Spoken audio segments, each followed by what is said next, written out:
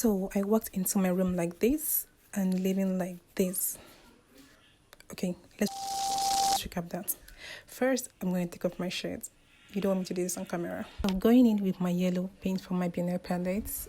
So guys, my yellow is a very bright sunset yellow, and I don't want it to be too yellowy, so I had to mix it with white to kind of tone down the yellow a bit. Next, I had to highlight cheekbones and top of my brows, so it gives like a more highlighted place. Set everything in place with a translucent powder, because yes, it's an oil-based paint. Time for some outline.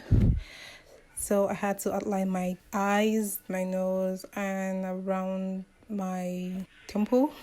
You guys already know what the outline is going to end up like, or what's going to look like at the end, so just stay with me. Adding shadows for my NYX palettes around my eyes, below my eyebrows, and basically every other places that I already outlined, just to create a little bit more shadows and add more browns to them.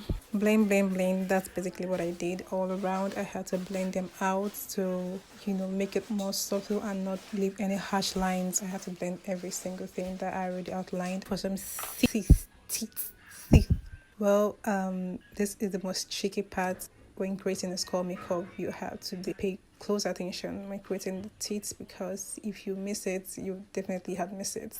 I had to create outlines of the teeth using a brown ink, and I will go back into highlight and then darken around it as well. Went in with a more darker brown to darken and create more depth around my cheekbones and where I had already created shadows in. A few moments later.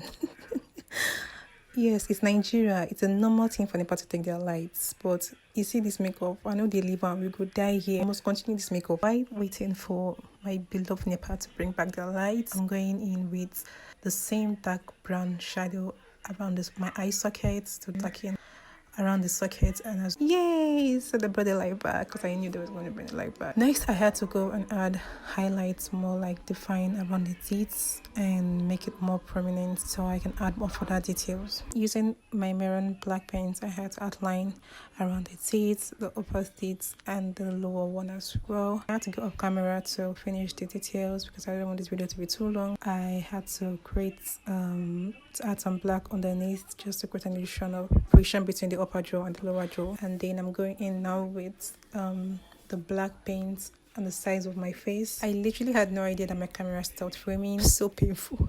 But yeah, did other details, add more shadows where needed. I also went in to detail the exposed part on my neck as well, and every other places. So guys, this is the finished look. Give this video a thumbs up, like and share, comments. Peace out.